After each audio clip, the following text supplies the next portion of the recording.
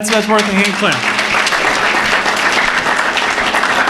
And so I want to introduce one gentleman, a friend, a brother of mine who's come close over these years, and his name is Abdi Salah. And just to tell you a little, those of you who don't know Abdi Salah, he's a senior policy aide for Mayor Jacob Fry. He's also an incredible leader here in, not just in the Somali community, but in the greater Minneapolis community. He's always working, always full of energy, always full of vision. And one of those visions was, wouldn't it be great if we had a sister university relationship here in the Twin Cities between Somalia and a Somali university and an American university.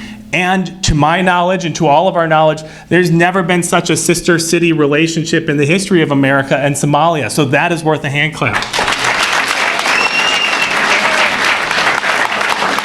So without any further ado, I want to welcome Abdi Salah.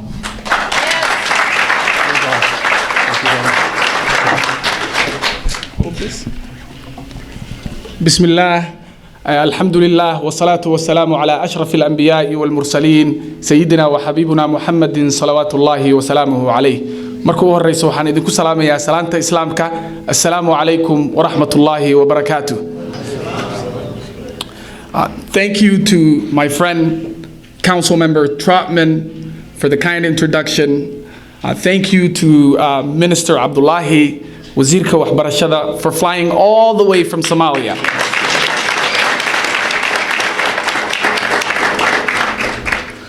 For the signing of an important cooperative agreement. Thank you all, elected officials, community members, faculty here at North Central University, for making the time, for believing in this, for acknowledging that this is a significant step forward. As a senior policy advisor to the mayor of Minneapolis, I've learned that our city draws strength from its diversity.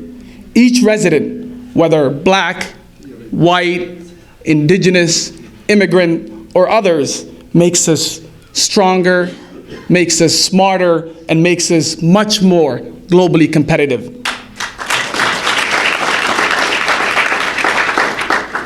At City Hall, I see and deal with a wide array of challenges facing our communities, from affordable housing to outdated zoning laws that encourage intentional segregation, to community police relationship, to economic inclusion. I pursued a career in public service, not only because I found those wicked problems worthy of spending your life tackling, not only because I believe in the power of collective will, but because of my profound love for people. I believe in connecting people, connecting institutions, building relationships as an avenue for fostering global cooperation and in tackling some of the issues we face in the world right now. Somalia, my country of birth, has been through a lot in the last few decades. And I, as a child growing up in Minneapolis, growing up right here in this neighborhood, Elliott Park, was never able to escape from that dilemma. I remember seeing horrific images on the news about my country of birth. And I remember even dismissing my identity because of what was conveyed to me, because of the reality on the ground, and because of the tragedy that my people have faced. And this is such a common story for my generation of Somalis growing up in the West. It is such a common story for a community that was scarred by a civil war, a community that struggles with the question of identity, a community that often feels out of place. And this background is what brings me to this work. This is not about sharing best practices or celebrating just another piece of paper. It is far more reaching than that. It's about building bridges. It's about recognizing new opportunities. It is about increasing tolerance and acceptance of different people, values, religions across the world. This evening really responds to the need for an increasing bilateral academic exchanges with the aim to create the first of its kind vision for educational cooperation between a university in Somalia and one here in the United States.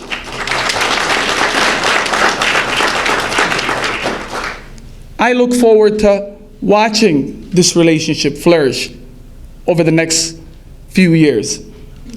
But we wouldn't be here tonight if it wasn't for the countless hours that was really put in by my friend here, Councilmember Trotman, and Dr. Renee, Dean of Graduate Studies here at North Central University.